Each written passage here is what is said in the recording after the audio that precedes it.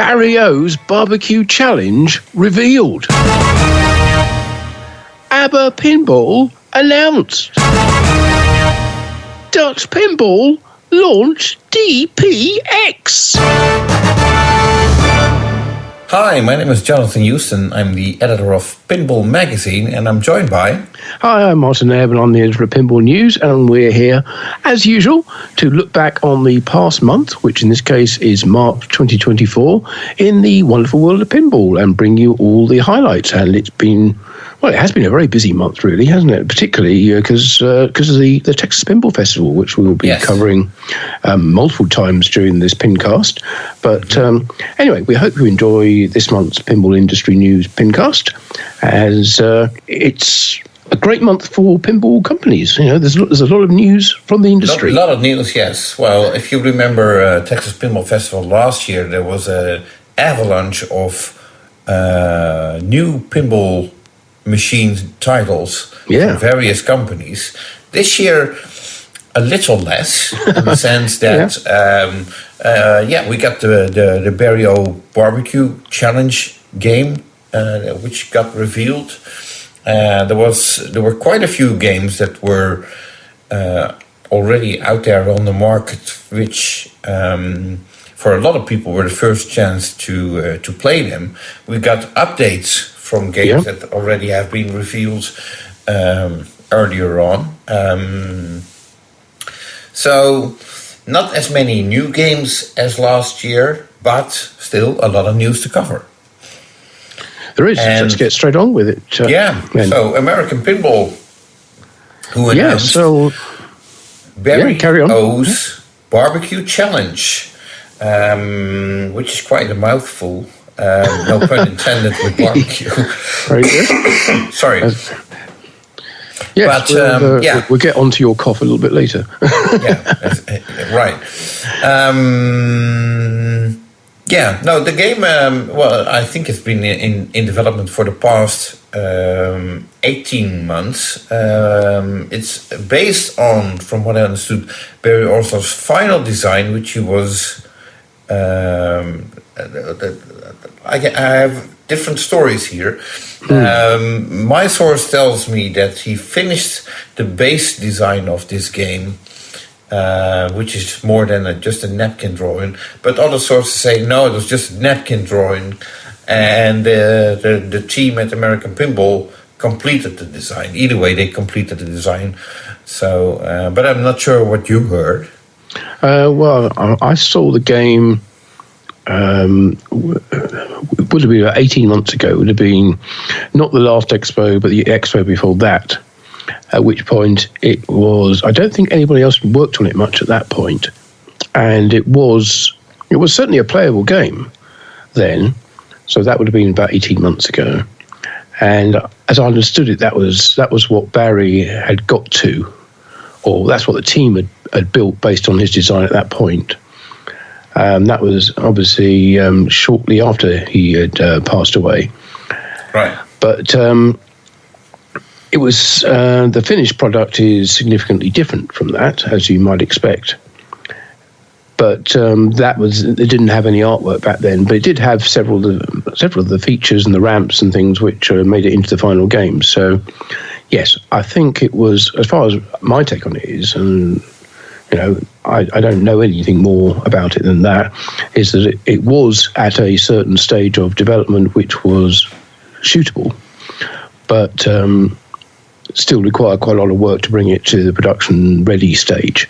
Mm-hmm. And that's what's been going on in the past 18 months, I suppose, with, as you say, the whole team at American were working on it.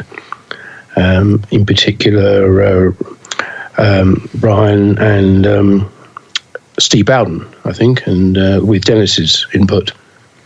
Right. Yeah. So and they did a seminar on at the Texas Pinball Festival in which they explained a lot of the Easter eggs or hidden references to other games from Barry Oursler. Yes, there are a lot. Quite a few. Personally, I think I'm not sure whether the game needed that. I'm also not sure whether the game needed Barry O to be attached to it so heavily. Could have been just a generic barbecue theme, and that would have been fine if you put Barry O on a plastic or something as a tribute, and not get so carried away with it. It seemed to me, and I get that it's an emotional game for people involved at American Pinball, but for the players, they have no clue who Barry O is. But it did go all in, shall we say, with the Barry O branding, or Barry Oursler branding on it. I wondered at the time when it came out whether they had Barry O rather than just Barry. I thought Barry's Barbecue Challenge would have been fine, and then wondered whether that name or that brand was registered to somebody else, or there was already a Barry's Barbecue Challenge somewhere. So I did a bit of research, and I couldn't find anything about it. It's one of those. They didn't like the abbreviation that would be BBC. BBC, yeah. Well, there are worse ones to have, but it certainly trips off the tongue a lot more easily as Barry's Barbecue Challenge. I think you don't want to get charged or sued by the BBC, of course. I don't think there's plenty of other companies. There was the Boston Banking Corporation. They used to own the BBC.com domain. Incidentally, before the British Broadcasting Corporation bought it from them. Just as a little we're drifting. We are, absolutely. But yes, I would have thought Barry's Barbecue Challenge would have been an easier title to work with. Everybody in the know would know it's Barry Oursler, and those who don't know Barry Oursler is, it's a Barry, anyway. Just a generic Barry, yes. Anyway, so they announced the game, at the beginning of March, before the Texas Pinball Festival. Not the best campaign towards the press, I would say, if I may make a comment on that. Especially if you consider lack of decent playfield photos, where you have a good overview of what the playfield looks like. Yeah. To do it basically with the back of a flyer, which had all sorts of writing on top of it. It's not making it very clear to see what's happening. Yeah, there's some nice playfield detail shots, but not an overview, as you say, which obviously existed because they used it for the flyer. Right. But it wasn't made available at the time. It came out, I think, about the 6th of March. That's when the announcement was made. A limited edition version and a classic edition version as well. The classic edition priced just below $7,000, which, as we will see later, seems to be a bit of a key price point at the moment. The limited edition, $1,500 more, at basically $8,500, or a few dollars short of that. Limited edition's got red powder coating, side armor. It's got a new Aura lighting system. Oh, they got all new boards. This is the first game with the new boards. Absolutely right, yeah. Which I guess was probably needed for this system, lighting system. Magic glass, anti-reflective, a shaker motor, knocker, and a limited edition barbecue red cooking apron. Woohoo! Don't forget that. And of course, limited edition numbered brass plate. And interestingly, the game was available to play at around a dozen locations across the United States from the following day. I think that was. That is impressive. I have to give them that. Absolutely. Yeah, it's very good to get those shipped out, and there was quite a lot of publicity about people unboxing them as well on social media at the locations where they were being set up. So that gave those places a nice boost as well. So a bit of help for location pinball there. Right. Do we know how the game has been received? Only from what we saw at Texas, I think, and a few comments on social media, which were that it's okay. And I think people have been blown away by it yet. But it's it doesn't really have much in the way of mechs on the game, does it? It's fairly simple playfield. Yeah, mostly standard parts except for the ramps, I would say. And the what do they call them? The posts, the scoring posts. Yeah. Yeah, which is basically the sort of invented mushroom bumper. Yeah, that's right. Basically, it's a post with a disc on the top, which scores when it's hit from any direction. So that's, I think there's one for the mild sauce and one for the hot sauce on the other side, hot spicy sauce. Anyway, as you said, they had a seminar at Texas Pinball Festival with David Fix, Steve Bowden, and Ryan McQuaid. They talked about the development of the game. Dave Fix talked at length about what it meant to them as Barry's final design. Of course, one person not there and notably absent was Dennis Nordman. Right. Who we hear is no longer working at American Pinball, or at least not working there on a regular basis. Right. Yeah. As I understand it, his next game is designed, but has been waiting for a mechanical engineer to progress it further for a long time. Mm-hmm. I think Barry's game kind of got in front of that. But I hear that Dennis is due to be returning to American on a consultancy basis when his game gets closer to going into production or being ready for launch. Right. Yeah. And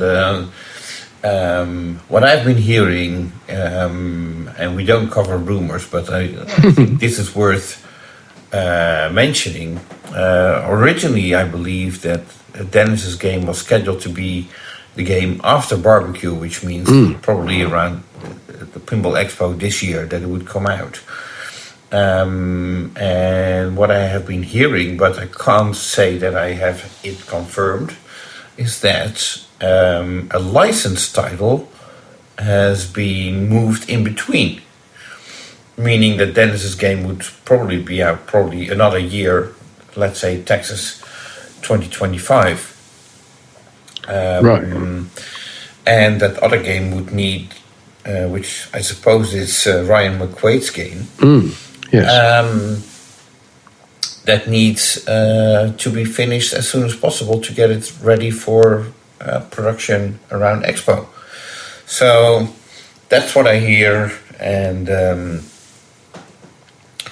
of course we hope, or at least I do, that we will see Dennis's game, and then that Dennis will be heavily involved in finishing up his game. Yes.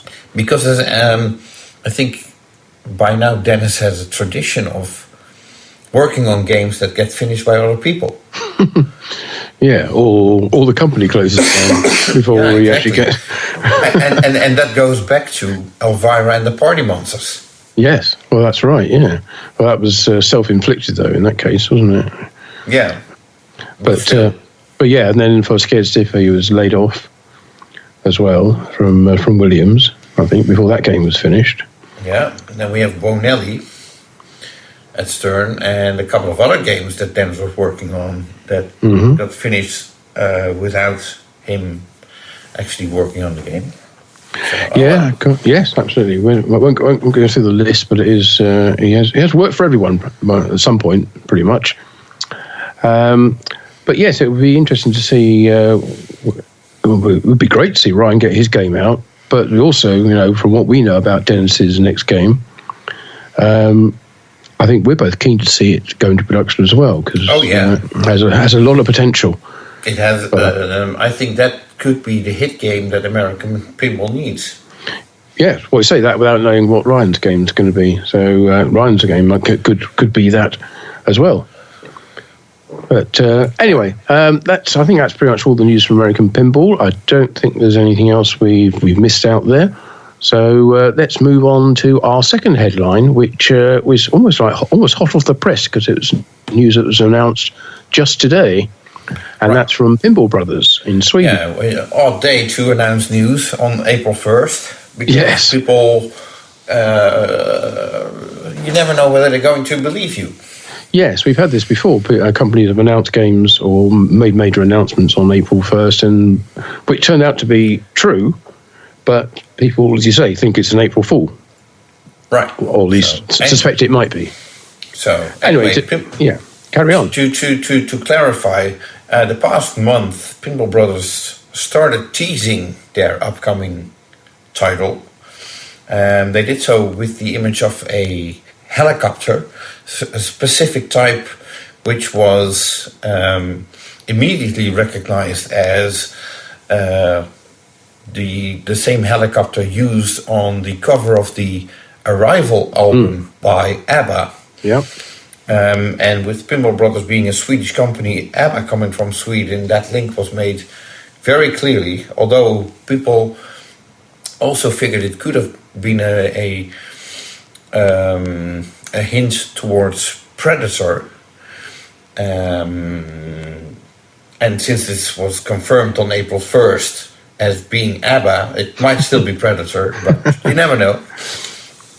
Yes, but they've been teasing it, as you say, over the past weeks, and even I think just a few days ago there was a picture of a stage with a drum kit and tall thigh-length boots of the kind that the women in ABBA wore.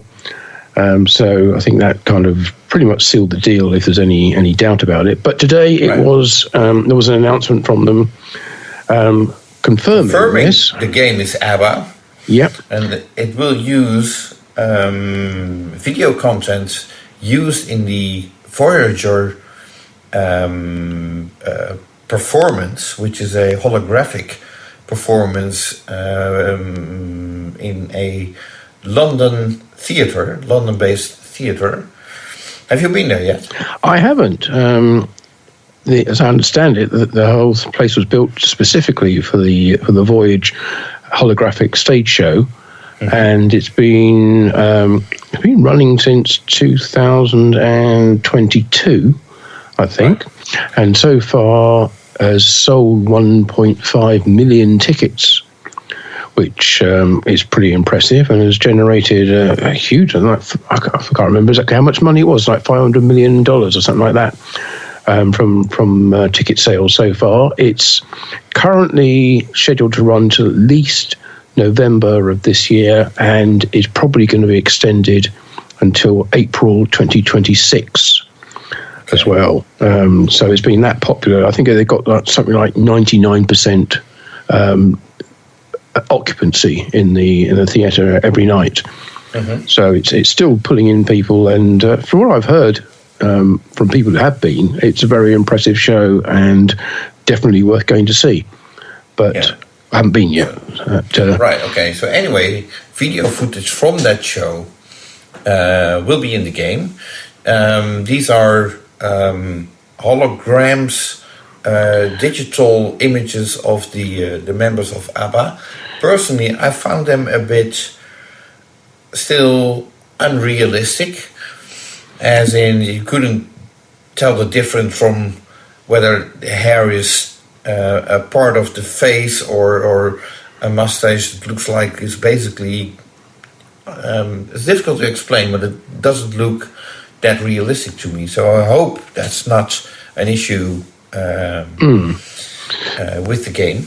Well, they do use motion capture, or did use motion capture to capture the performances of all of the four band members. So they are singing, and in time with the music, the mouth movements are accurate. I was actually listening to a radio program just the other day about the technology that they use on that, which is accurate to within 1 millimeter of movement. So it's very, very impressive what they can do with it these days. And so they are doing a full performance, even though it's as you say, it is a holographic projection. But people seem to really like it, and this is material, the video material they're going to be using. But they're also using 20 full ABBA tracks within the game, which I think I couldn't remember any other game which ever uses that many songs from an artist in any pinball game that uses that many. I think maybe 12 or 16 maybe in Elton John, I think is the number there. 20 seems pretty impressive. Yes. So that was announced, and they also announced they had already teased that they're doing a launch party, which will be held on the 6th of April in Sweden. Yeah. In Sweden, Örebro, in the city of Örebro. It's easy for you to say, but that's something we are hoping to get to. We have been invited, and we're looking if we can make it. Yeah, we're planning it, but no guarantees at this stage, because it's not the easiest place to get to. We are definitely planning to interview Daniel Jensen and others involved in the design of the game, I suppose. Yes, so that may be a good we point. might have a bonus PINcast coming up later this month. Yes, we were planning to have more interviews this month, but we'll get on to why we haven't got those a bit later. But we're talking about people who are involved in the production of this game, and Pinball Brothers have been trailing some of those on social media as well, including the sound designer, obviously not the musical composer, because that'll be the band, and also the animator, the video animator, who's doing the work on this game. Right. But it's probably worth mentioning that there's been an announcement by a couple of the people we associate with Pinball Brothers, or have associated with Pinball Brothers in the past, which is Roger and Kato, who were at the Texas Pinball Festival, funnily enough, although Daniel was not. And a lot of people there were asking them what's going on with the Pinball Brothers, when their next game's going to be announced, and what their plans are. And they had to basically tell everybody that they're not involved with the company and haven't been since December last year.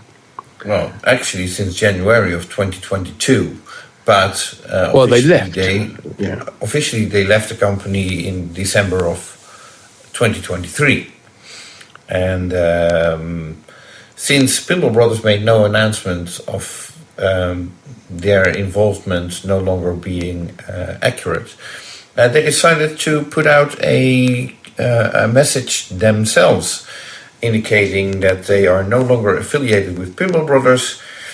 This decision includes pulling all our investments and support from the company, making a new direction for both of us. Since January 22, we have not been involved in any decision-making processes at the company, a factor that significantly contributed to our decisions to withdraw our support. End of quote. I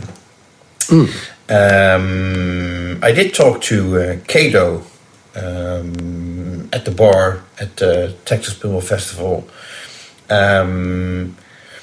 The thing is, I'm not sure what was off the record and what was on the record. But I think it's safe to say that one of the reasons that that may have resulted in them stepping down was that they were not too happy with the way Pedretti in Italy, who is their contract manufacturer, assembled certain assemblies in the Queen game, which according to them were not assembled correctly, causing the game to be less fun. But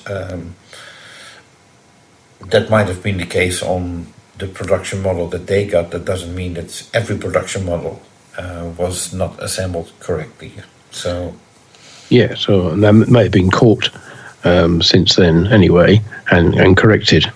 But yeah, I'd heard that they were unhappy with the themes and the direction that the company was going, had been for some time. And I don't know whether ABBA was part of that unhappiness, but they wanted to have a different type of game compared to Daniel, and I guess they couldn't come to an agreement or a compromise on that. So they decided to walk away from that. Right. So that leaves Daniel, as I understand it, as the sole director of the company. Right. Because although interestingly, and I guess this dates back to their involvement with Highway Pinball, they are listed on the or registered in London as a company's house. So on the company's house website, you can access certain details about the company, including who are registered as directors, and Roger and Cato are still listed there as active directors of Pinball Brothers, along with Daniel. But it sounds like they are not any longer involved in the company, so that needs to be updated at some point. But also, you can also look at the company's accounts, or at least summary accounts, as well, and who the companies that own it are. Well, I'm no accountant, but it did look strictly from the summary accounts that Pinball Brothers as a company appeared to be losing around about £500,000, which is, I guess, about $600,000, around about €500,000 roughly, each year in 2022 and 2023, which is the latest the accounts go up to. Right, but it doesn't have to be accurate in the sense that Pinball Brothers is also involved with Euro Pinball Corp. Absolutely, collaboration with Pedretti, and they might be making a profit there, which doesn't show in the books of Pinball Brothers for some reason. Quite right. Not accounted either, but so it doesn't have to. It's not alarming to me. Let's put it like that. No, and Pinball Brothers is actually owned by other companies anyway. One called White Walker in Sweden, and one called Umbrella Corporation in Norway. Well, that would kind of suggest that one of them is Daniel's company, and one of them belongs to Roger and or Cato in Norway. But say those details haven't been updated yet with the change in director status. So all of this could be out of date or inaccurate. But anyway, interesting to browse and look at all that. You can download all that stuff if you want on the company's house website for the UK. Right. So, and there's another person who left the company, Pinball Brothers, that is. In this case, we're talking about Rudiger Beckman, who was in charge of PR and marketing. Now, this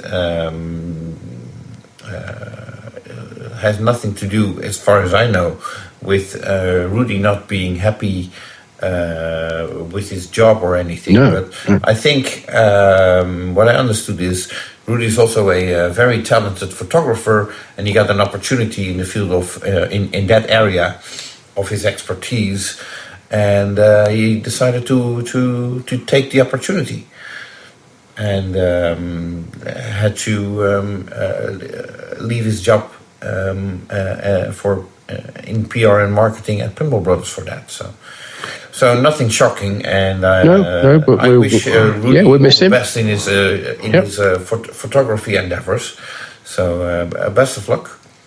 Absolutely, yeah, and good luck to Daniel and the rest of the team at Pinball Brothers on the launch of their new ABBA game, and we look forward to seeing it in the flesh, as it were, in Sweden on the 6th of April, if we can make it.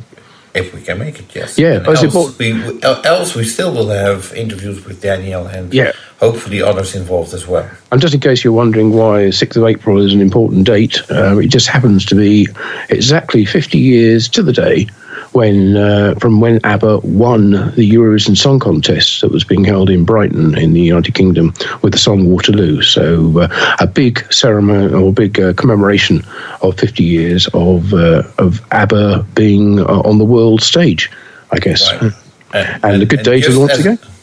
Just as a heads up, the pinball machine will be revealed on the 6th of April, but at the same date, there's also a big celebration on Swedish national television, I believe, for ABBA, don't count on the members or any of the members of ABBA being present at the pinball reveal event, as they already indicated they would not be at the TV event memory for the 50th anniversary of the victory of winning the Eurovision Song Contest. So no, we are expecting a tribute band though at the Pinball Brothers launch. Right. I think that's already been announced. The name of them. So Punch, indeed. So we look forward to hearing them. Yes. So. Okay. And we hope to report, like we said, from the events and bring you all the latest news on the ABBA game. Personally, I do look forward to this game. I think after playing Elton John, I was like, if Elton John goes like this and it's such a good game, ABBA should be next. And funny enough, ABBA was already in development at the time. Yeah, I'm a little more cautious in my optimism there, but I'm not sure how many people will pinball buyers will buy into it. It may be the breakthrough game, which will get people who wouldn't have bought a pinball or wouldn't even have bought a Pinball Brothers game in the past to consider it, and in which case, fantastic news. Now, a couple of other items of news from Pinball Brothers, one of which is that their website has been completely redesigned, although it's a bit strange because they've themed the whole thing like Stranger Things, the TV series. So all the artwork and design is just like that. Of course, Stranger Things is a Stern Pinball title, so why they've done that, I don't know.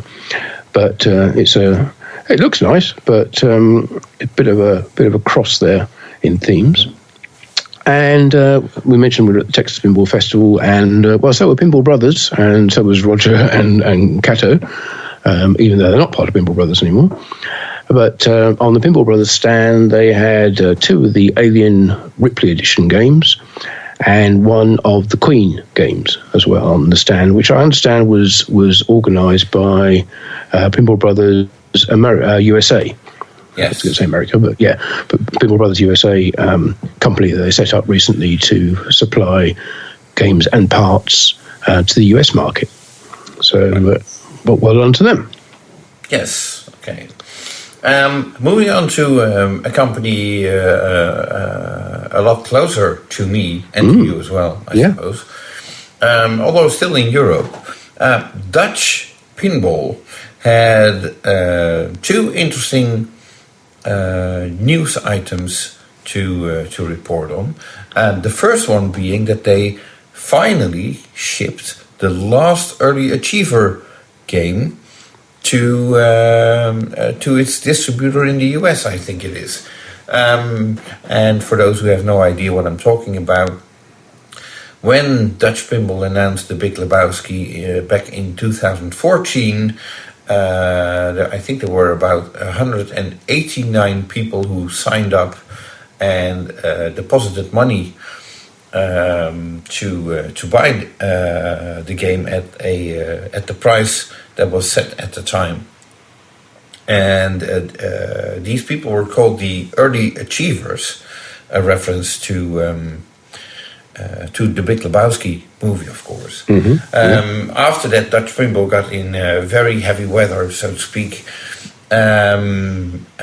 Eventually managed to turn everything around and start basically over again, not with using a contract manufacturer, but take production in their own hands. And the way they managed to climb out of the hole that they were in, so to speak, was by selling new Big Lebowski machines, and basically at a ratio of 4-to-1 build new machines versus one early achiever machine. So at a very slow pace, all these early achievers who had been waiting for their game for years, one by one received their game, and the last one finally shipped earlier this month. Yes, and big celebrations at the factory, and I think we all have to celebrate that, and Barry in particular, his fortitude in overcoming what seemed to be impossible odds. There was a time when I think hardly anybody thought he'd actually be able to pull this off. It seemed impossible, but all credit to him and the rest of the team. They have done it, and everyone eventually, at least, got their game, and that's a big bonus going forward, and a big vote of confidence that if you put a deposit down on a Dutch pinball game now or in the future, it probably will be delivered. Right. So now, and why is this so important? Basically, because it clears the way for other news. Yes. Because Dutch pinball was Barry was very, I wouldn't say public about it, but it was clear that he was not going to announce any new projects until all early achievers were made whole, which is now the case. Mm-hmm. And that's why he could now announce a new brand called Dutch Pinball Exclusive, which is basically a new company, a sister company of Dutch Pinball, a collaboration with Melvin Williams, and the company is basically formed to build short-run titles of 500 or less pinball machines of a specific title. Now, the first title being rumored to be taken into production is the Alice in Wonderland design from John Poppenduik, which he made during his Zidware days. At that point, it got not further than a prototype foam core stage, I would say, not even a flipping version as far as I know. And you might wonder why this specific title, and that has to do with Melvin Brower Williams to buy the storage unit assets that belong to Zidware that were auctioned off, I think, a year and a half ago or so. Yes, you may remember there was a Pinball News article about all the former Zidware assets which were held in a couple of storage units in Illinois. Took some pictures of them, we went to visit them, took some pictures of them. They were sold as part of a settlement between a bunch of buyers of Zidware games who never got their games, and John Poppenduik himself, in order to clear the debt that, or to satisfy the claim that they had against him. So they took possession of all those assets, which included a lot of drawings, some models, artwork, various parts, various ideas, concepts, and they were all put up for auction or put up for sale. And Melvin was one, if not the only, buyer of those, and so all those assets were then shipped over to Europe. Right. So that's why now people are saying Alice in Wonderland will be the first title, and indeed Barry and Melvin did put a post out on social media of them standing next to a machine, the underside of which appeared to be the design which John Poppenduik had come up with, or at least a variation of that. Mm-hmm. And you could just see a little bit of the back box artwork as well behind it, which matched the artwork from Alice in Wonderland that we'd seen before. So that does lend credence to that being the title.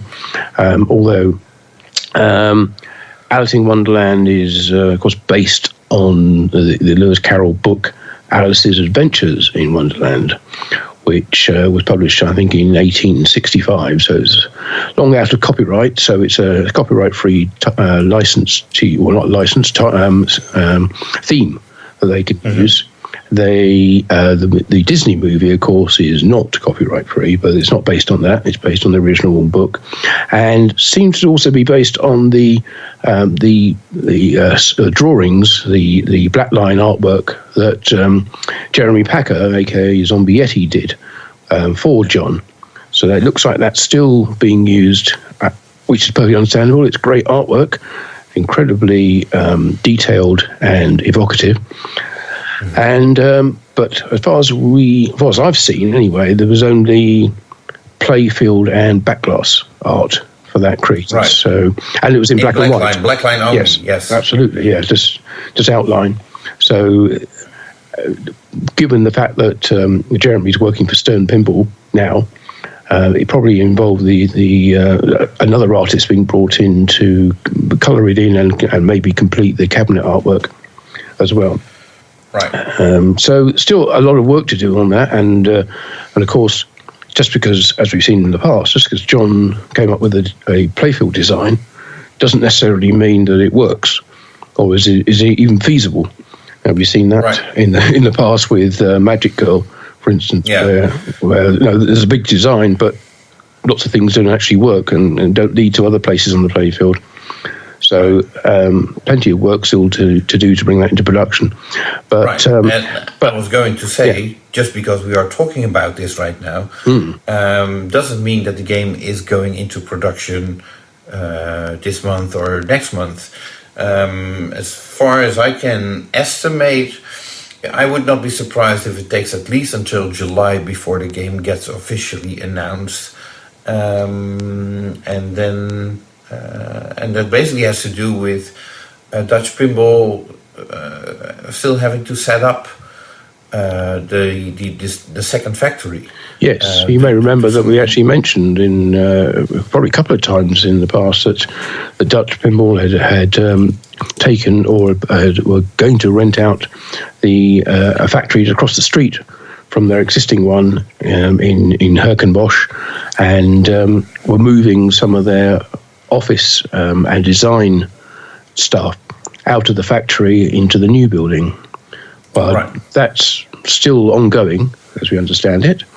So that they've only just announced that they've got this new building.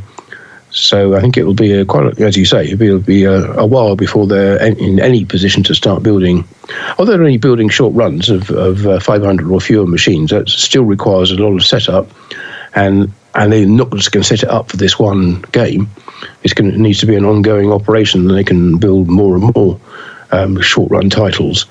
So it'll be months before they'll be in a position to announce anything, I think. Right. So, but at least we have the announcement of Dutch Pinball Exclusive, or DPX. We look forward to hearing more from I think DPX. I think you'll be hearing a lot of DPX over the next few months. So it's good to remember who they are and what it relates to. Yeah. Right. So, okay, moving on. Yes. Okay. Well, let's. We've been talking about various things that have been going on at Texas Pinball Festival. So let's move on to one of the other companies. Let's talk about Multimorphic, because they had a big display at the Texas Pinball Festival. They announced the Princess Bride last month. That's right. Yeah. And so they had 3 of those machines there as part of their 13 machine display of P3 games. They were showing effectively all the different titles that they had, or at least all the different playfield layouts they had, and they could change the titles on the fly, of course. 13 machines, 2 rows of 5, and they had 3 separate The Princess Bride machines, which were set up and kept busy the entire duration of the show. There were lines to play them at all times. So very, very popular. And they did a seminar as well at the show about the making of The Princess Bride, hosted by Jerry Stellenberg, of course, who heads up Multimorphic, with a panel of Steven Silver, who was the creative director of the game, Josh Kugler, lead software designer, Steve Scheuer, who also did the software, and Colin McAlpine, the rules designer. So they were able to tell everybody all about about their passion for the theme, the little Easter eggs and features they put into it, and basically their love of the movie and how the game relates to that. I'd like to say you'd be able to watch that back, but I'm not entirely sure whether any of the seminars are actually online at the moment. Yeah, I'm not sure either. They were streamed live, and because I know that because I found out where the stream was. It was on Twitch, and a couple of the times I had to go back to the hotel room to process some of the pictures, and I was watching the seminars, make sure I didn't miss anything on my laptop while I was doing it. But they didn't publicise that at all, which seems very strange. And then it was available on an entire day at a time on their Twitch channel, and then it all disappeared. Whether it's going to be back or not, I don't know. I mean, I understand that some shows don't like making all their seminars available free of charge, and means people end up not going to them in person and just watch them when they get back home, which is not great for those who are actually doing the presentations, to be talking to what's effectively an empty room. But on the other hand, you kind of wonder, why go to all the trouble of streaming stuff and then not telling anybody about it and then deleting it when you've done it? Yeah. Oh, well. Anyway. Maybe they show up. Yeah, hopefully, because it was a good seminar. Well, they all were, in fact. So it would be nice to see them. The Pinball News report just has pictures of them and a brief summary of the sort of things they were talking about, because I thought it was all going to be available online, so I didn't record any of it, and wouldn't be able to do such a good job as this team who are doing the streaming. So anyway, yeah, as you say, let's hope it all ends up. At least you did your report. I did not, because I was ill. You were, yes. You were quite ill, actually. Spent a lot of time in the room, in bed, asleep. And you seem to arrive with, I don't know what it was. It was a bad cold or flu or a bug or whatever it was. Whatever it was, but it kept me down. Yeah, and you were kind enough. I was happy to that I was able to at least assist with our So You Think You Know Pinball quiz on Saturday afternoon, but I could barely speak a sentence, a complete sentence. Yes, you were kind enough to share whatever it was you had with me, so I ended up catching it as well. You're very welcome. You're just generosity personified. And but it did mean that I did all the talking during our 2 hours of quiz, which resulted in Martin having no voice left on Sunday. Yeah, I was croaking across the breakfast table at Dwight Sullivan, trying to hold a conversation and not really being able to express myself very well, but. Fortunately, improved it a bit during the day, but yeah, I had all the same symptoms that you had, but delayed by about 5 or 6 days. Anyway, that is one of the reasons why we didn't actually do any face-to-face interviews with anyone. Either because Jonathan was so down with whatever it was that he had that he couldn't speak to anybody over a table, could he give it to them, or later that I hadn't got any voice to speak either. So we were not in the best of health to do that. So apologies. We did expect to be able to interview lots of people, but for their sake and for ours, we didn't. But we're trying to make amends on that in future months. Right. Back to Multimorphic, yes. Who announced they will be attending the Midwest Gaming Classic. Indeed, yeah. Taking some of the P3 machines along, including the Princess Bride as well. So you'll be able to play it there if you didn't get to play it in Frisco.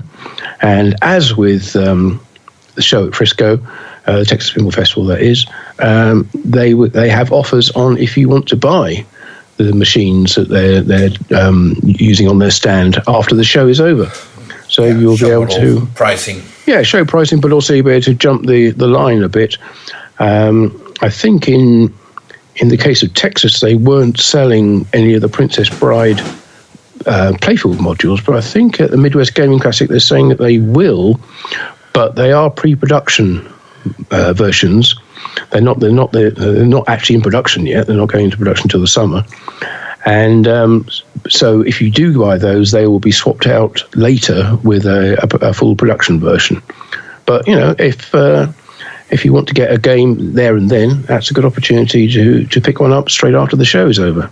And, of course, it means they don't have to ship them back, so it's good news for Multimorphic too. Right. Okay. Now, Multimorphic, talking about one last item there, some new code. Not actually from them, but from Nick Baldridge. His game, Drained, he's released a code update on the 22nd of March, which adds a whole bunch of new features to the Drained rules and fixes a couple of bugs.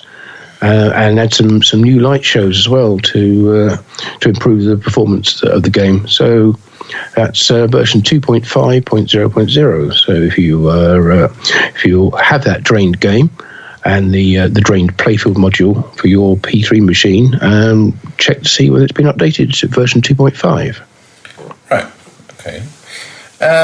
Now, the biggest company.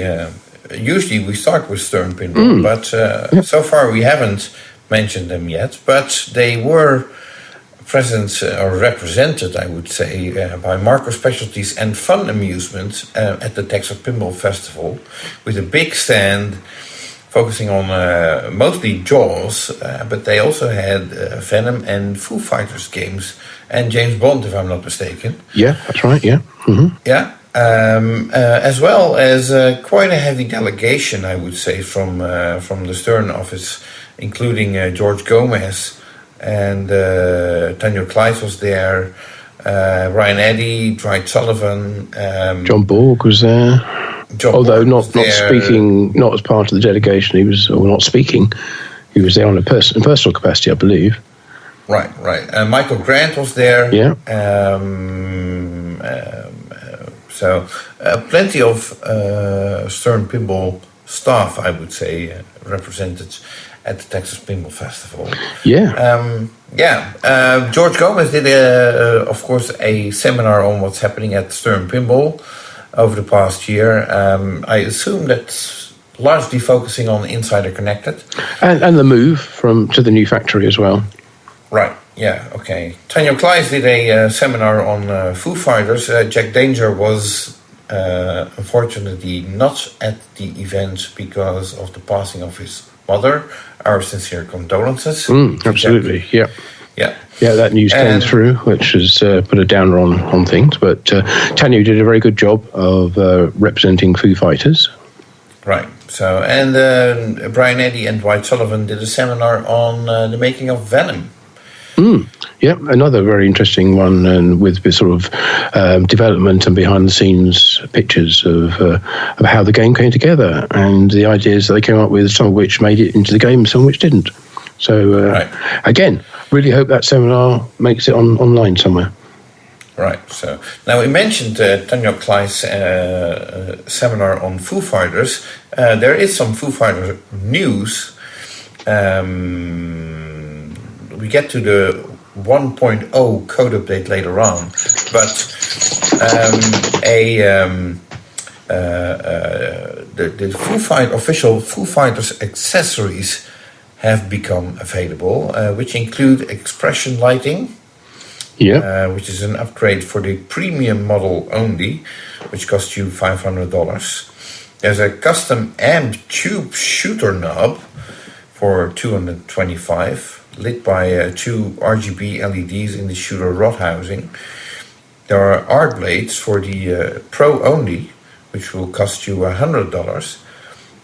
And there's a topper priced at $2,000 with a rotating head that lights up, and that's about all it does. Plus a bunch of RGB lighting effects. And there was laser cut side drills also available for $250. So that's all the Foo Fighters accessories that are currently available in the Stern shop. Yes. And with various Stern Pinball distributors, of course.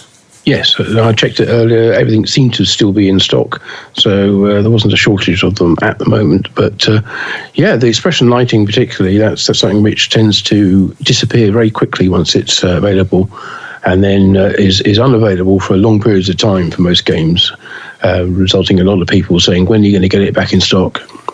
And, so if you want your expression lighting, $500 upgrade if you've got the premium, doesn't fit into the Pro, and the LE's got it already, then be advised to grab that while you can. If you're interested. Yes, absolutely. Other stuff from Stern. Well, there's lots of new code, of course. Jonathan just mentioned about Foo Fighters reaching version 1.0. That version was released on the 12th of March, added a couple of new multi-ball modes, Combotron and Toy Time Multi-Ball. Won't go into the details of all of those. Toy Time Multi-Ball particularly works with the topper, which has illumination for each of the 6 key band members. It also works if you haven't got the topper, but it works differently. If you've got the topper, by default, it carries across players, and the completion of the 6 band members carries across players and across games. So if you start a new game, it picks up from where the previous game left it, and the previous player. So getting all 6 then allows you to start Toy Time Multi-Ball. Combotron Multi-Ball, as you can imagine, is based on combos, but won't go into the details of that. There's also a Modulator Frenzy mode as well. That's been added, along with lots of new speech, which is a very nice benefit for owners, new lighting effects, and some tweaks to the rules for the game. So that's Foo Fighters.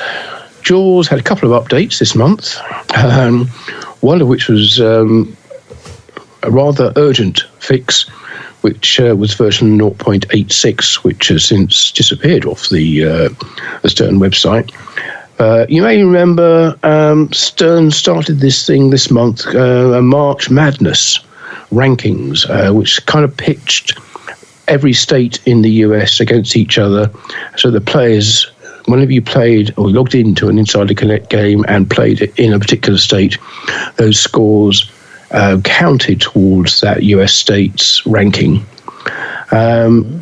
Unfortunately, that kind of fell apart very early on, when top tournament player Eric Stone posted a video showing his Jaws score, which was in the range of almost 4 trillion points, due to the fact he'd discovered and exploited a particular feature in the version 0.85 code of Jaws, which allowed you to complete all the bounty hunts and then shoot the spinner, and the spinner was adding billions of points per spin, which completely messed up everything. And that caused a bit of a ruckus online, because Stern decided to delete it and call it sneaky foul play, which of course it's not, because it was Eric had actually posted a video of the entire game showing exactly how he did it, and there was no sneaky foul play at all, but it was just a failure of the scoring within the software.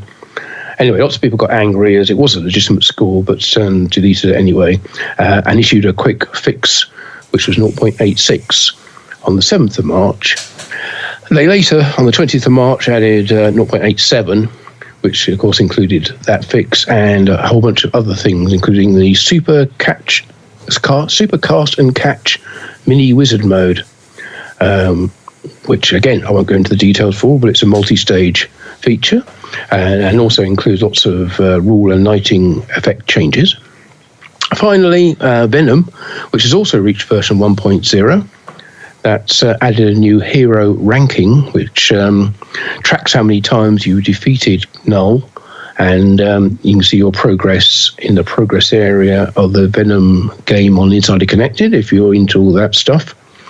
And there's some there's an extra mode called Millions Plus Pops, which is only for the premium and limited edition. That's pretty much it for the code. I won't go into any of the more esoteric and minor details. So Venom and Fee Fighter is now feature complete officially on version 1.0. Jaws 0.87, but adding lots and lots of new features and rules with every update. Right. Okay. So I understand you've got some rumor news. Yeah, which we don't do, sure whether, of course. Do we do rumors, or should we ignore them, or should we? Well, the one isn't a going rumor. around is a fact, so that we're factual about a rumor going around, right?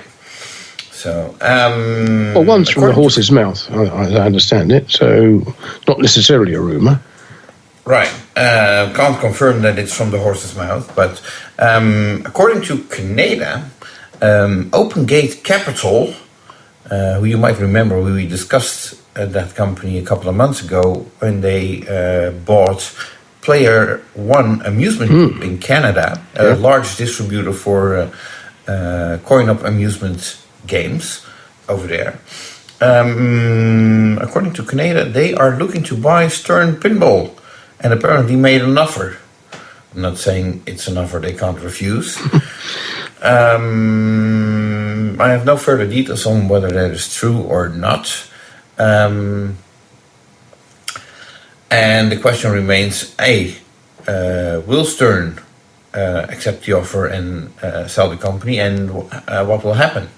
Chances are nothing will change on the ownership of the company, but they still keep making games. So that's rumor number one. And it might still be false, so no reason to lose any sleep over it.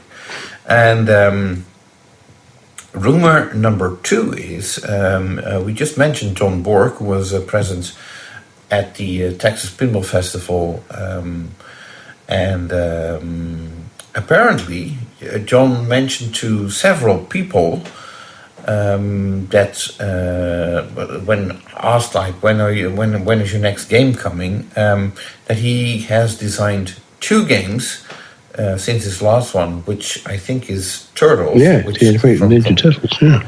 Yeah. So in the meantime, he designed 2 games, but one of them for the license expired, and Stern is not renewing it. So that's basically complete game design down the toilet. And you wonder whether they are going to reuse it. Apparently, some of the mechanisms could be reused in a different design, but still, it seems very odd to me that an entire team of a design team basically would go down the path of designing a game, which usually takes about a year, coming up with a game, and then the license is expired and it's either too expensive or no longer interesting to renew it, and all the work you've done is basically down the drain. Yeah, I wonder how much of the team had got involved in it before they decided to shelve it, whether they'd gone to all the trouble of designing the video assets and the audio assets and the music for it, or whether it was still at the design, the whitewood stage, and they hadn't actually got that far. Hopefully they hadn't wasted all that time and effort, because it's a big team now who has to work on every new game, and that means a lot of money goes in, and it would have to be pretty severe for Stern to ditch all that effort simply because the cost of the license was too much. It must have been quite a wrench to actually to abandon or bail on that project. But hey, we wonder what the license is, but I don't know. Yeah, well, he's got two designs. Then maybe they went for the best one. Yeah. Let's hope. So and that other design, I would probably say, like, we're likely to see that around Pinball Expo, end of the year. That kind of whenever they do. Well, you would think it would be the next game, wouldn't you? So that would probably be towards the summer, or late summer, because normally they announce they have a new game at the start of the year, don't they, for the Consumer Electronics CES first. Jaws this year. Yeah, and then at EAG International Expo in London a week later.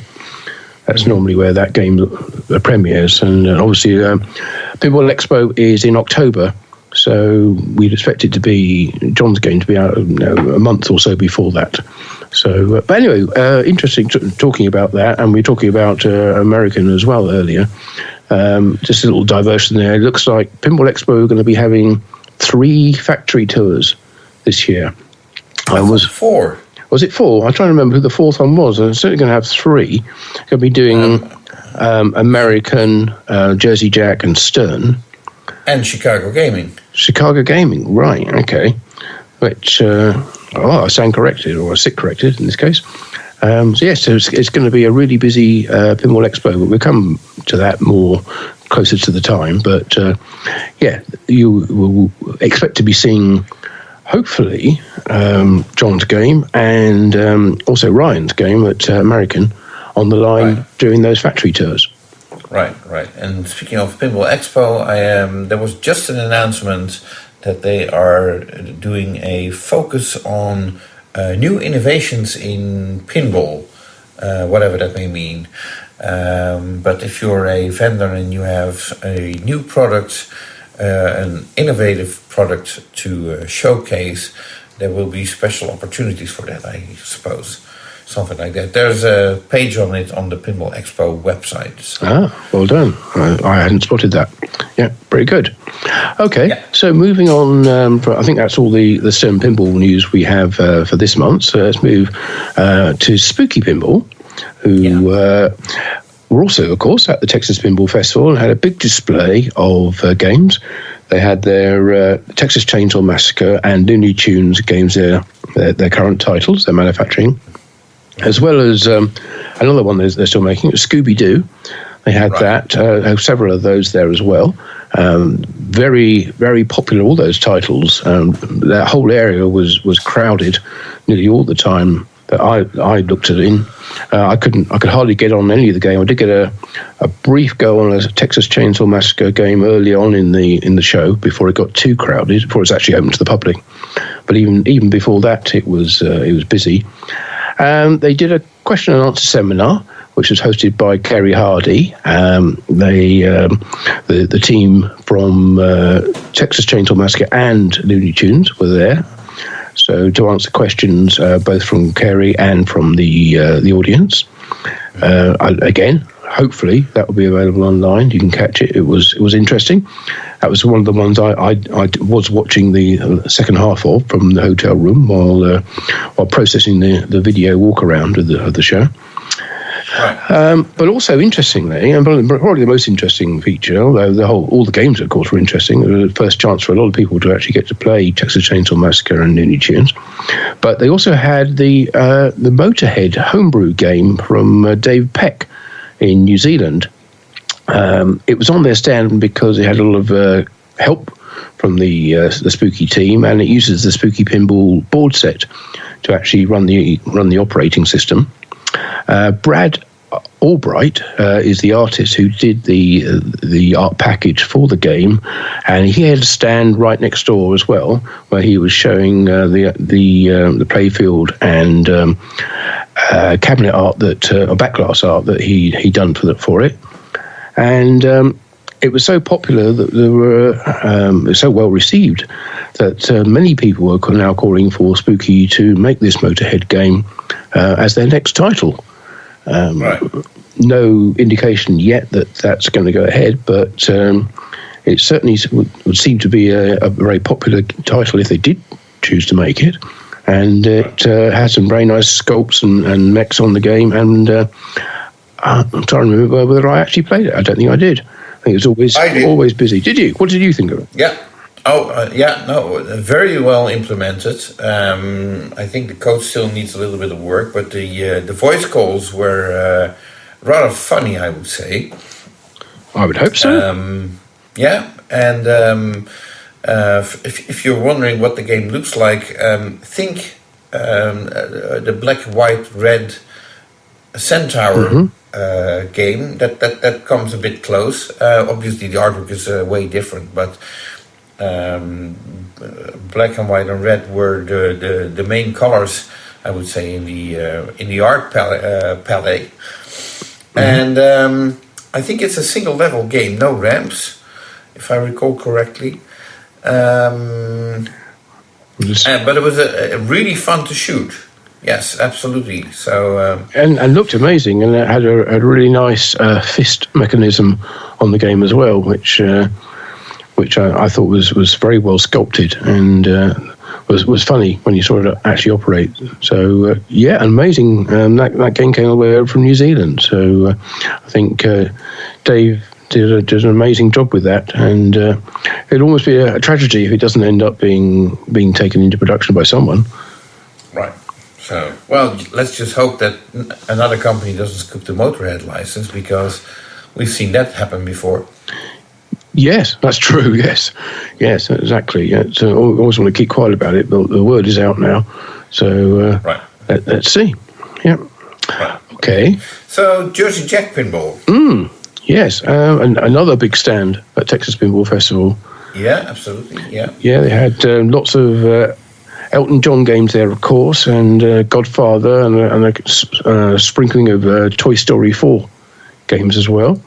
Right, so Elton John designer and lead programmer Steve Ritchie and Bill Grupp did a seminar at the show about the making of the Elton John game, which was very interesting as well.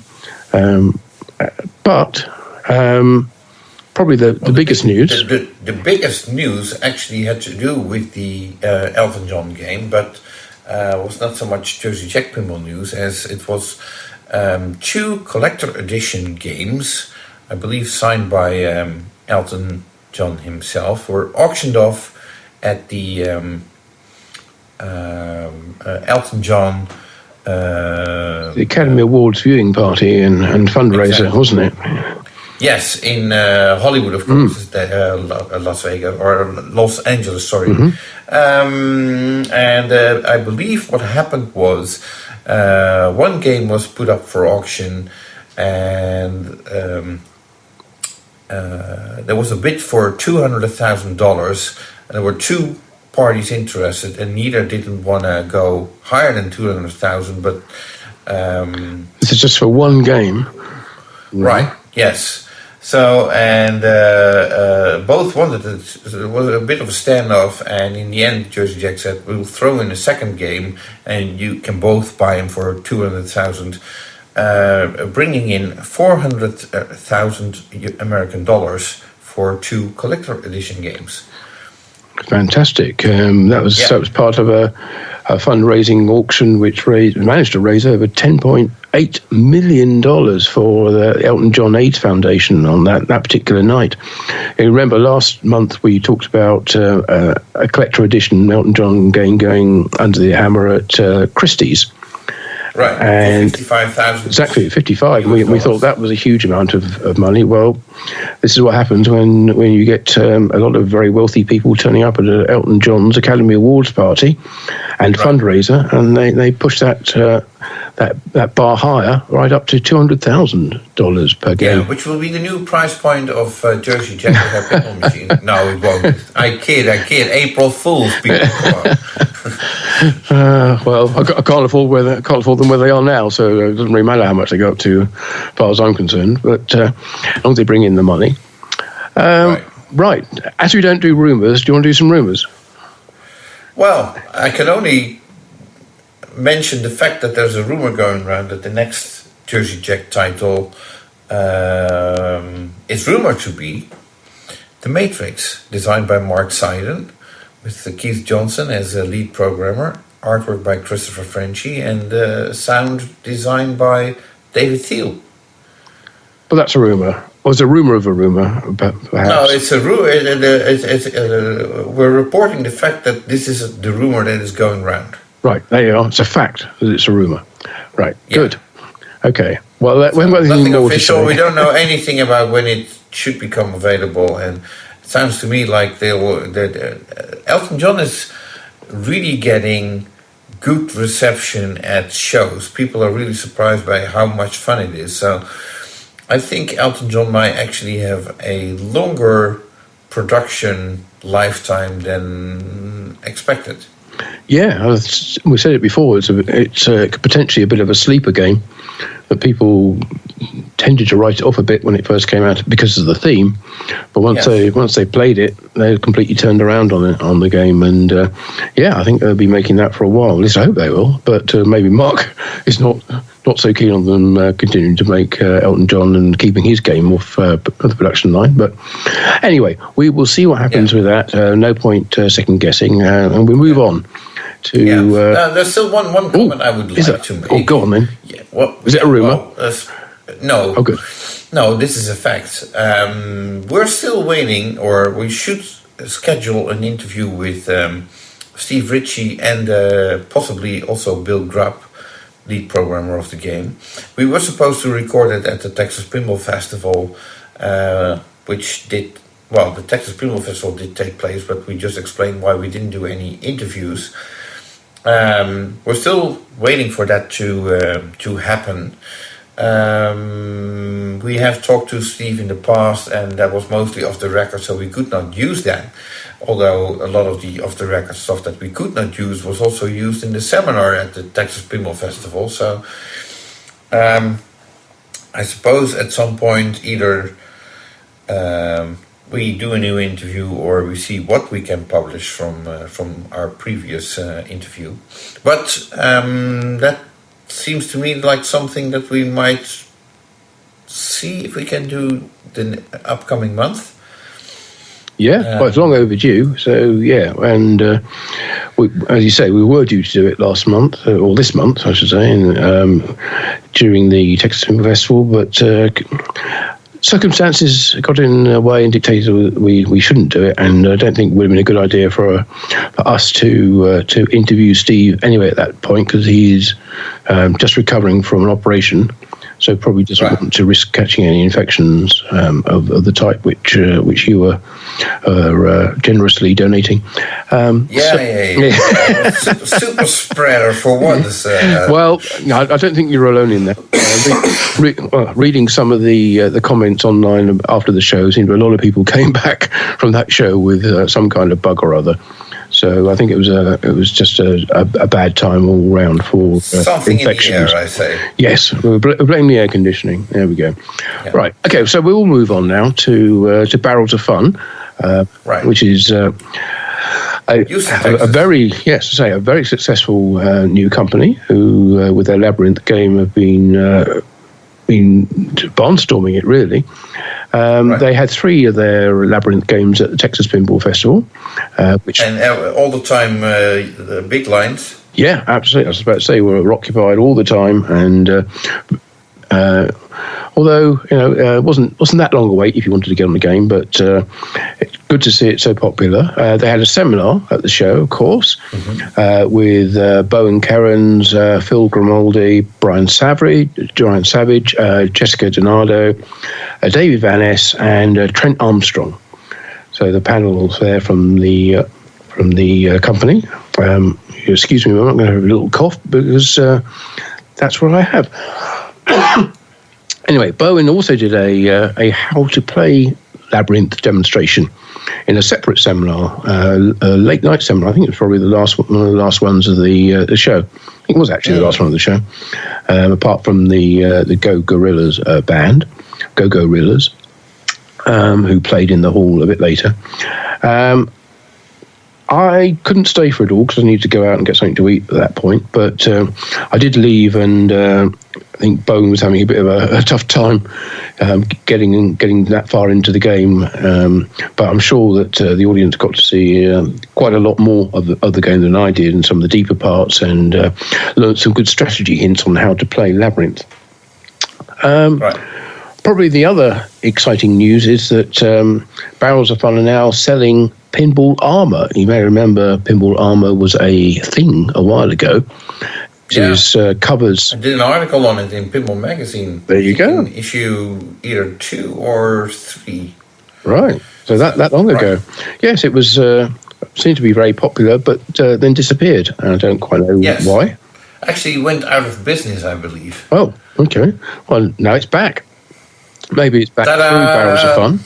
But yes, you can now buy... from the dead. It is, yeah. Yeah, you can now protect your game with a Pinball Armour head cover, which costs $110, a body cover, $245, a leg bag to carry your legs around. Don't know how you carry them. Legs, it is. Yes, I guess that would be pinball legs. $125, or a full set of all three for $410. Alternatively, you can get a material wrap, which wraps around the game, protects the head from damaging the side rails or getting damaged. And that's available for $90. It wraps around the body and the head. So if you're transporting a game and you tilt it, upright, it keeps it all together, but also protects most of the visible part of the cabinet and back box as well. So that's a nice alternative to bubble wrap or shrink wrap around the game, or a bit of rope or anything, or ratchet straps. Yes, as well. Right. While providing protection. Right. I suppose that rounds it up for Barrels of Fun. Yeah, if you want to buy that stuff, you can get it through the Barrels of Fun website, which is collectfunwithak.com. Okay. Right. Okay. So now, since we're already in Texas, let's move to Turner Pinball, who are also in Texas. They are, yes, in San Antonio. Yes, and I have to say I was very impressed with Turner Pinball's presence at the Texas Pinball Festival. They brought two updated games, I should say. Ninja Eclipse game in a new cabinet. They did not abandon all the new ideas that they showed off at Pinball Expo in 2023. But the cabinet got a larger coin door, was deeper and had more of a traditional pinball shape to it. Yes. But they did still use the glass frame, which completely lifts off the game and also covers the apron area. And includes playfield lighting as well. Right. So, but they also updated playfield art and the game, of course. As far as I could see, the game was very well received at the Texas Pinball Festival. Absolutely. They did take some of the sort of more expensive molded parts out of the game. The molds for the temple at the back, in particular, has been replaced with flat plastics, which is a bit of a shame. But you have to do what you have to do to hit the price point, because they are offering a price for the first 100 units, which they call limited release, of $6,994 US, which is actually $1 cheaper than Barrio's Barbecue Challenge, which is $6,995. So I suppose they can claim to be maybe the cheapest game, at the show, maybe. Right. But definitely not the cheapest looking game. No. I think it's definitely a much more conventional looking back box and playfield design. The back box that they showed at the Pinball Expo in October was open at the back with just a single sheet of printed plastic for the Translite. That's been replaced now with a full traditional back box, which looks a lot better and is a lot more secure as well. And as you say, the cabinet also looks more like you would expect a standard cabinet to look. But yes, it certainly does incorporate some of the innovations which they were showing off before, including the means to lift the playfield out as well. Because as you say, when you take the glass off, it takes the apron off, and then you've got some grab handles there in order to lift the playfield out, which seems like a very good idea. And although I don't know what the cost of the glass cassette is, or what happens if you need to replace the glass for any reason it gets scratched. But these are all minor issues. When the actual gameplay itself looked very good. I was watching a video of it earlier today, and it looks like it's got some nice, easy to understand rules with some good depth as well, and good use of lighting effects on the playfield, and it seems to flow nicely too. Yes, and the theme is let's call it Asian influenced. There's a complete backstory on that. Earlier on, Chris Turner, the founder of the company, already announced that there will be I believe, 36-page comic book available for those who buy the game, the limited release. But there's now also a video available, which explains the backstory of the game, which is on the Turner Pinball YouTube channel and on their website as well. I was watching it, I saw it there earlier. Right. So it's quite a complex story, which I did not expect, because actually the game is not that difficult, or the objectives in the various modes are easy to understand, I would say. But there are an awful lot of characters in the game as well, so it's useful to know their roles in either helping you or trying to block your progress through the game. Right. So I did try to help out the company with some constructive criticism, if I may call it that, because I played the game and I really liked how it played, but I think on my second or third game, I was in a specific mode, which I started on ball 1. I needed to finish one shot, couldn't get that done. And that mode kept going and going, was not timed, or didn't even stop when the ball drained. Yes, just carry over. You continued on your next ball. So as long as you didn't make the finishing shot, which might also, it could be that you make the shot but a switch doesn't register, then you're basically stuck in the same mode for the rest of the game. I suggested to either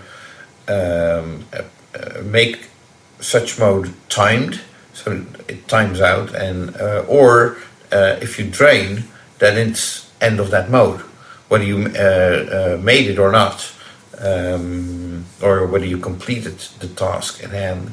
But if you bowled, so drain is, but usually that the mode ends. Yeah, some modes do run on and on, others don't. There was the particular mode where you are limited to the number of flips that you have in order to complete it, and if you run out of flips, then that mode finishes. So they don't all run on forever, but I understand what you're saying. Yeah, some of them do. Yeah.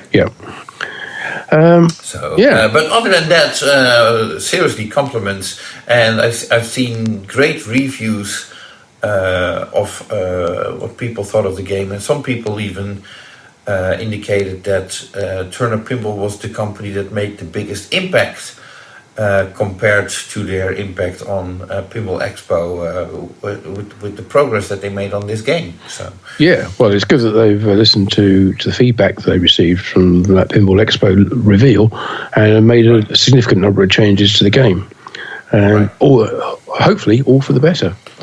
So we will see when that game is available to buy now through the turnerpinball.com website if you want to do that. As I said, there is a special pricing supposedly for the first 100 units, but it's not quite clear what happens after those are sold, how much the pricing changes or in which direction. Presumably more expensive, but that could be something which puts people off buying the game, of course, if you put the price up. Right. Okay, but that rounds it up for Turner. It does. Let's move on to Chicago Gaming, and they, of course, were also at the Texas Pinball Festival. They had 6 of their Pulp Fiction games on their own stand, and another one was available on the Nitro Pinball stand. So again, very, very popular. Everybody wanted to play the game who hadn't already, or in fact, even if they had, wanted to replay it again and get a reminder of how good a game it is. It was also backed up by Butch Peel from the company, who was doing a presentation in the seminar room, where he was talking about how he created the manual for the Pulp Fiction game, and we mentioned last month quite what a veritable tome that particular manual is, and it is available for download if you go to the Chicago Gaming website. But having a printed version is a thing to do, and it's great. It's a massive, great volume, but. Butch talked about the creation of it and everything that went into that, and the electronic version as well during his seminar. And again, he's always a good speaker, and this talk was as good as his previous ones. Right. So now here's a suggestion: if you're looking to buy a Pulp Fiction game, if you have the manual, basically that's how to build your own Pulp Fiction game manual, because literally everything is in there.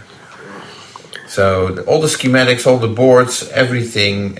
So if you can get your hands on a playfield and you put together a cabinet, you're basically there.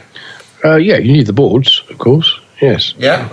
Well, you can make those yourself. Descriptions in the manual. You need a couple of custom sculpts. That's it, to put on the playfield. But for all the generic parts and so on, You make it sound so easy. Oh yeah. Good idea. Good luck to you if you're up to doing that. Okay, move on. Over to France then. Right. And Texas Pinball. Yeah, what have they been doing? Yeah. Well, of course, they have their Space Hunt game, which is in production, albeit slowly, if I may say so. But they have been showing their Space Hunt game at various French and a Belgian pinball show during the month of March.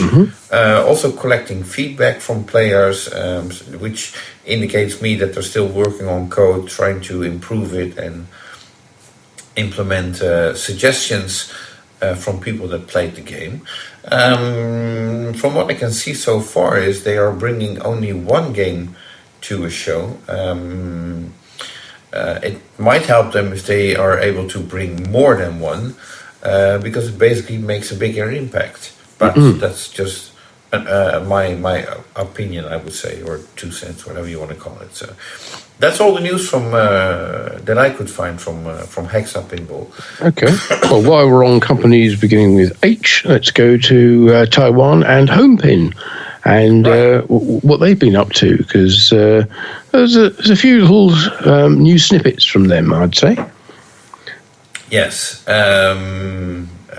If you're looking for This is Spinal Tap news, Martin found something, but most of the news has actually to do with a new board that they are working on. The first being a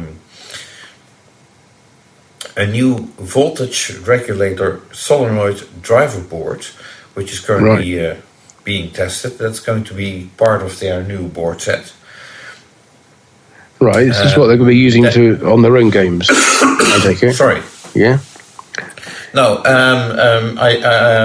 I did talk to Mike last month, and he mentioned that their next game will have a complete new board set. So I assume this new voltage regulator solenoid driver board is intended for that new board set, not for this Spinal Tap. Right. Okay. Or not a replacement board for a Williams or Bally or anything like that. No, that's the other one, which I'm going to talk about now, which is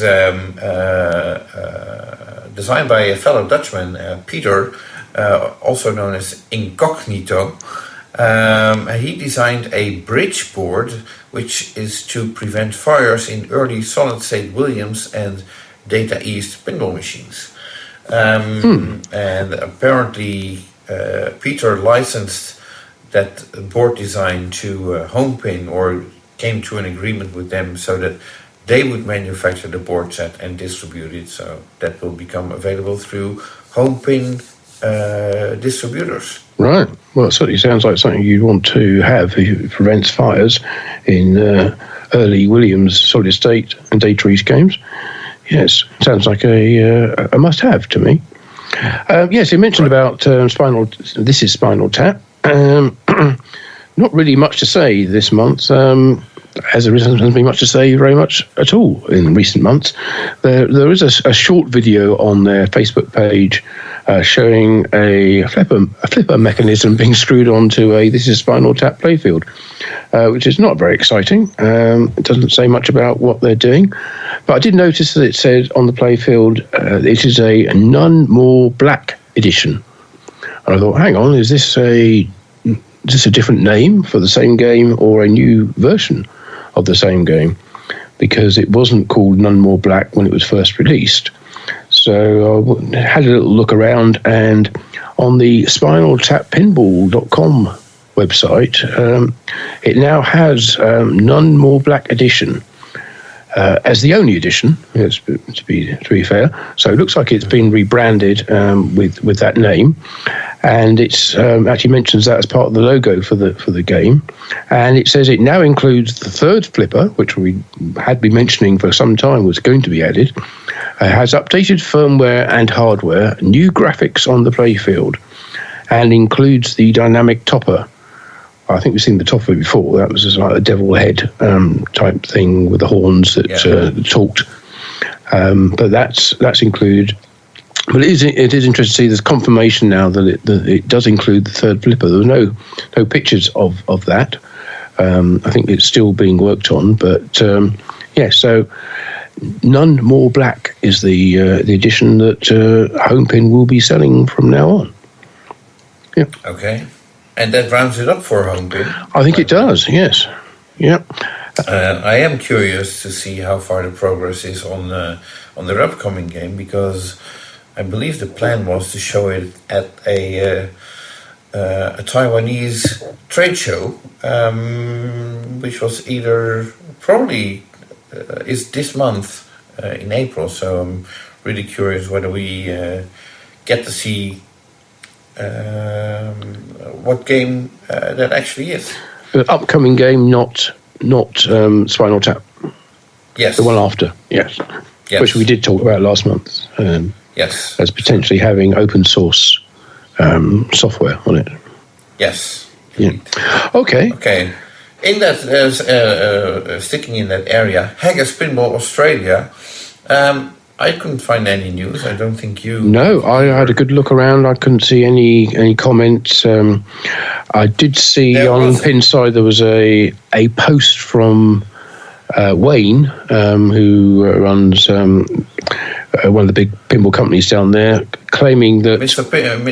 Pinball Australia, yes, claiming that Haggis were being sued for non-delivery of games. But there's nothing to back that up. It said it was being sued by an overseas buyer who wanted their money back. But haven't seen any confirmation of that or verification of that, and certainly nothing from Haggis themselves.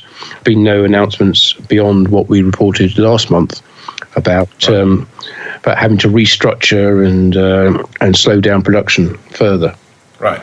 Now, speaking of delivery of games, there was a Centaur revisited model at the Nitro stand at the Texas Pinball Festival. There was indeed, and we both got to play it, I think.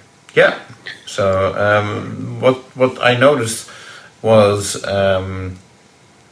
there is apparently the ability to choose between either the classical rules or updated rules. Yep. And with the updated rules, there's a song playing in the background, which I actually was able to Shazam and find out what it was. Let me look it up. What stuck with me, aside from the song, which was quite catchy indeed, the band is called Dev Lev, and the song is called Devolition. And if you Google that song, it turns out to be a royalty-free song that you basically can include in anything. Okay. But what I noticed mostly is that song is basically in the background playing. It doesn't really interact with the game, it's just playing that song. Right, all the way through, continuously, yes. Right. Yeah. Okay. So either that needs some software coding that it, of course, it ends when the ball rings and so on, but that's about it. So and then it starts over again with the next ball. So. Yeah, I suspect it's almost like a placeholder for what will eventually be in it. I played. It's a very cool placeholder. I have to say, but okay, it gives you an idea of what there will be in it eventually. I played it, I think, with the original rules because I wanted to know how the game played compared to something I was reasonably familiar with. Seemed to play very nicely indeed. I did find that one of the switches didn't seem to be working very well, which was the one that led up to the captive ball on the left-hand side that knocks down the drop targets. Because if you shoot it the correct way, it's supposed to give you two values. And every time I made that shot, it went only single value. And I thought, it shouldn't be. I made the shot. Right. So that was a bit... Right, yeah. But I found the drop targets also a little bit unreliable, I would say. Yeah, certainly. I also found it quite hard with the flipper angle. Wasn't easy to shoot with the 1, 2, 3, 4 targets across the middle. But hey, it's minor stuff. But the build quality of the game looked absolutely outstanding. I have to say, absolutely. The quality of the artwork and the finish on the cabinet was superb. The playfield looked wonderful. Even the colouring on it was a lot more subtle than I was led to believe from the publicity photos when it was first announced. So I really do hope they get to take that game into production and can overcome their financial issues because it looks amazing. Even the pattern on the floor that it generates just seemed a really nice touch. And looking at the back of the back box as well and seeing how well that's put together, it just oozes quality. So fingers crossed for Haggis that they get that game, and particularly all those people who've put their deposit down, they do actually get their game. Anyway, I think we can say an awful lot more about that yet, but we can stay in Australia with another company who are a new company, who even newer than Haggis, who, as reported before, Vector Pinball have their 8-ball Fury game. They have put that up for sale now at US dollar price, which equates to 7,000. Sorry, an Australian dollar price, which equates to US dollars of 7,000. Which, as I said before, seems to be the new benchmark for simpler playfield layouts. And this has a pretty simple playfield layout. Yeah, single level, if I'm not mistaken. Single level. I originally thought that the centre of the playfield was a LCD with a pool table design, but it's actually just artwork with LED inserts. So, which does the job perfectly well. It is a simple game to play. There are some videos available if you want to watch and see. Not sure whether it's going to be a big seller. It's up against some pretty stiff competition from the likes of American with their Barrio game and Turner now with their Ninja Eclipse, all at the same price point of $7,000, give or take a few. Yeah, but by the time they get into Australia, they're a lot more expensive, I suppose. True. That US dollar price was minus the 10% general sales tax, which you have to pay in Australia. So I guess, but that would apply also to American and Turner games. But you do get a lot more for your money from the American, or a lot more physically for your money from Ninja and Barry games. So it's getting to be a crowded market there, and of course you're also competing with Stern at the pro level too. Right.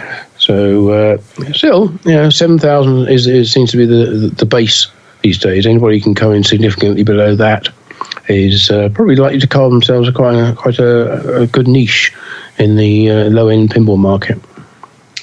Right. Okay. Well, if there's no other news from Vector Pinball, then I suggest we move to Pedretti Pinball. Or Pedretti Gaming, depending on which logo you want to read off their Facebook page. Yes, well, we know about their well, actually do we? Because I'm just thinking, they announced their collaboration with Planetary Pinball Supply to remake classic Bally Williams games. Was that in the past month? I think it probably was, wasn't it? Well, I think they earlier announced a new collaboration with Pedretti Pinball to remake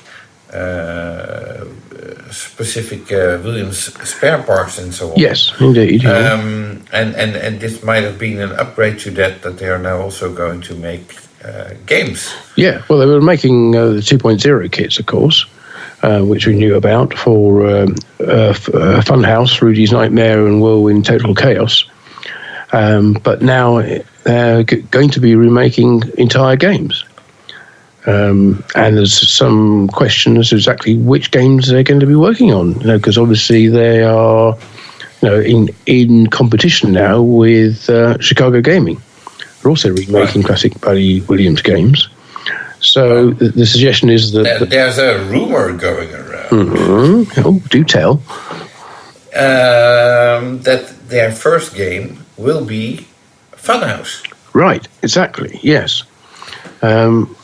So, of course, they, as I just mentioned, they do already make the 2.0 kit for Rudy's Nightmare for Funhouse.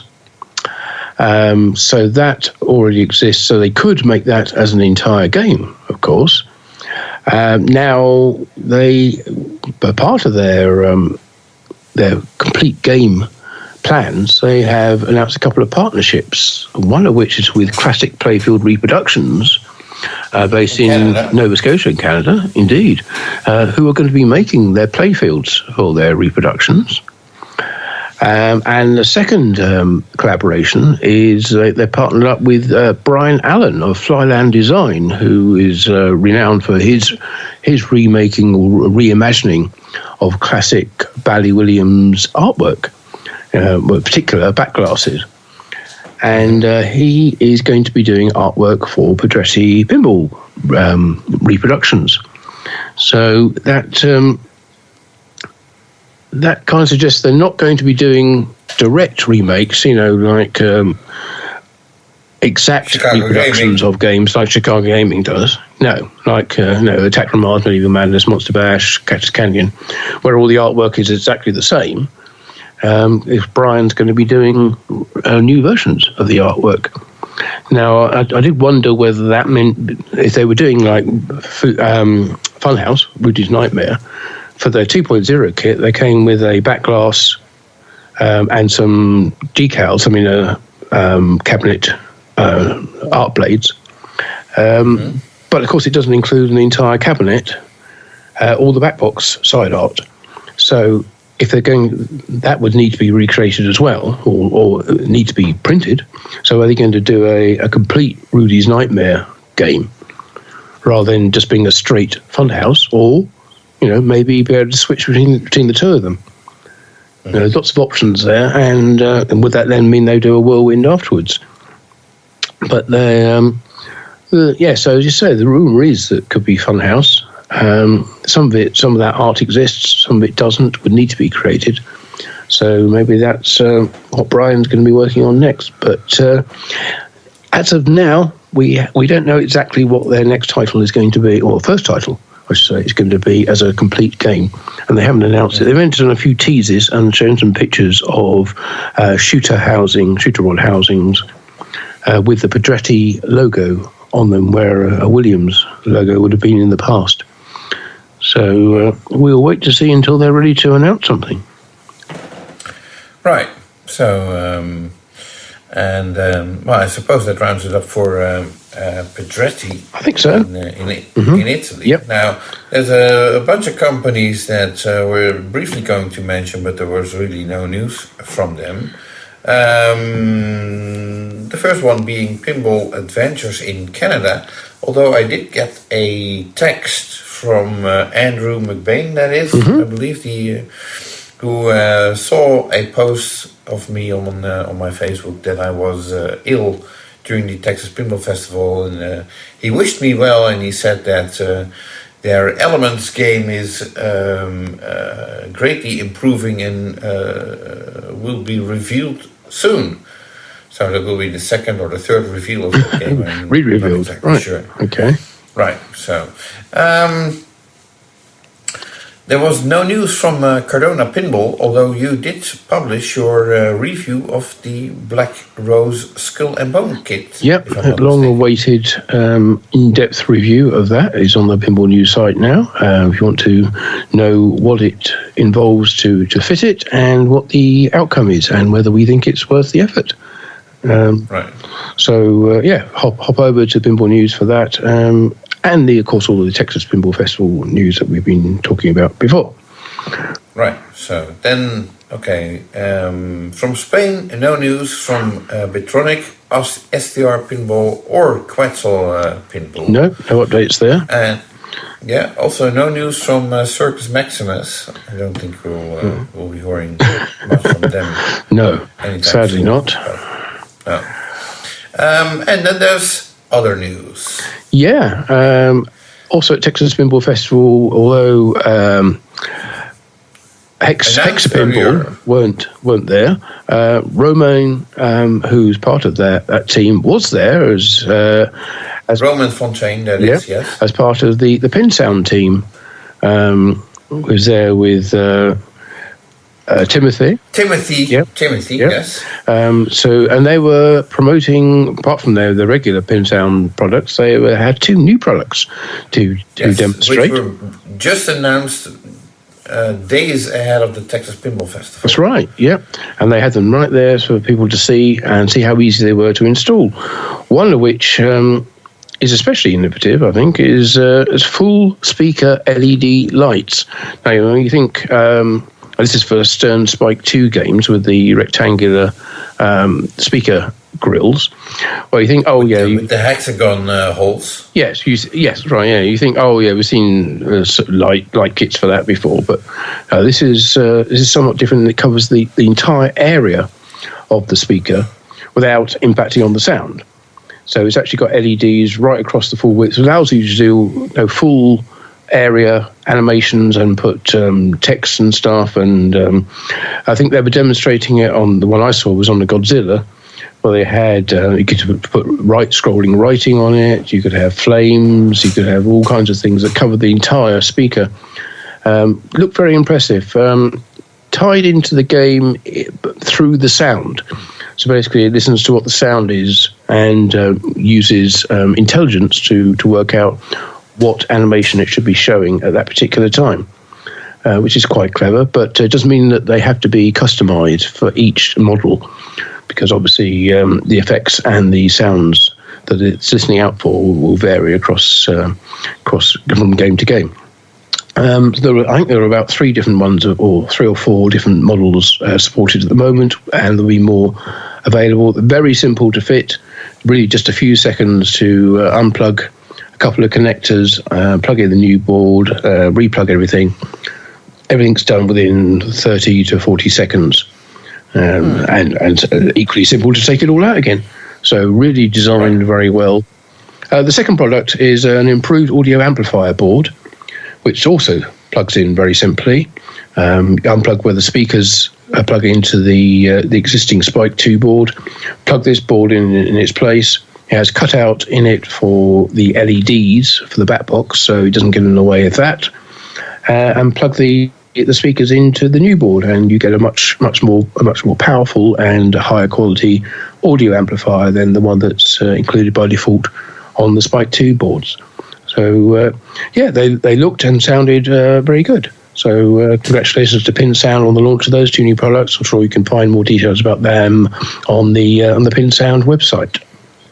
Right. So, and then of course, it was Texas Pinball Festival, and we do our So You Think You Know Pinball quiz. We used to open the show with that on Friday afternoon, but we have been moved to Saturday afternoon, which is a busier time slot, or more people are at the show. Yeah. Again, we were hosting our quiz in the Happy Hour bar area. Great turnout, I have to say.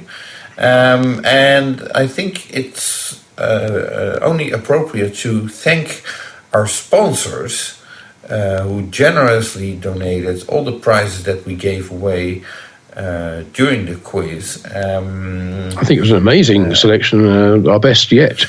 In fact, we had so many great prizes. So many prizes. Yeah. We had so many prizes. We ran an hour late. We did the quiz for 2 hours. Yes. So, and including prizes that we gave away included a playfield for Legend of Valhalla and backglasses for Legend of Valhalla and Hot Wheels from American Pinball, as well as a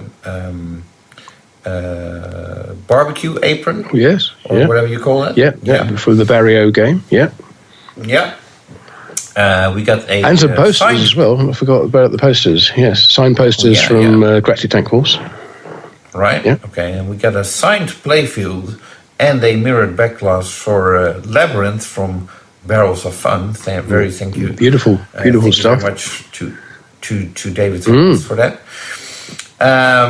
We got Elton John and the Godfather banners from Jersey Jack Pinball, which were very popular.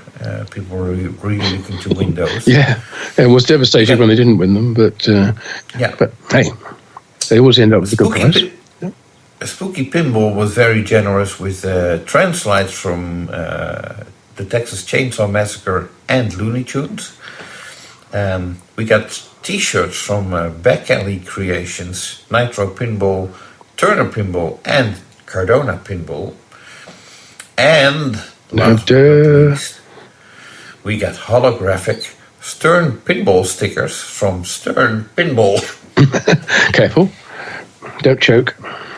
Yeah, sorry. I'm still not completely recovered. Yes, I know the feeling. Yes, I'm about a week behind you in recovering. Right. So, well, then you're at least in it for another week. Yeah, thanks. That's reassuring to hear. Yeah. Right. Okay. But that rounds it up. All the sponsors for our So You Think You Know Pinball quiz. Yes, thank you to all of them. They're very, very generous. There were so many great top prizes. We actually had to start rationing them, didn't we?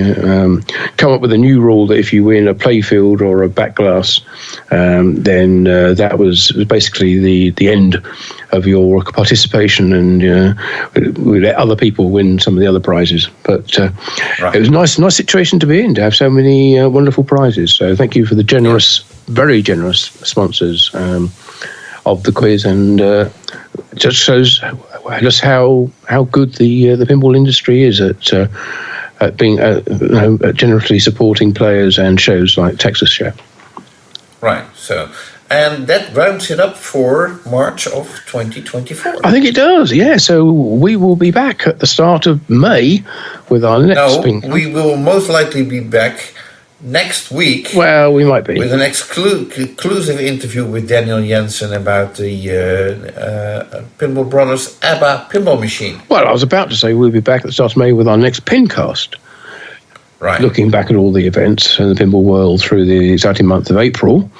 But yes, as you say, we could well be back before that with all the exciting news from Sweden and the launch of the ABBA game. So yeah. So until then, anyway, whether we see you mid-month or not until the end of April, we hope you have an amazing month, an amazing April, and look forward to seeing you again for next month for our latest edition of the regular Pinball Industry News PINcast. So the one that's the industry listens to. That's right. Yes, absolutely right. And we don't just say that. Everybody in the industry tells us that they do listen to it. So we always have to be careful what we say. But hey, it won't affect anything. So until next time, have a wonderful month and or a wonderful couple of weeks, and we'll speak to you again soon. So from me, Martin Ebb of Pinball News, and from me, Jonathan Joosten of Pinball Magazine. We wish you a wonderful month, and we'll see you next time. Thanks. Bye-bye. Bye.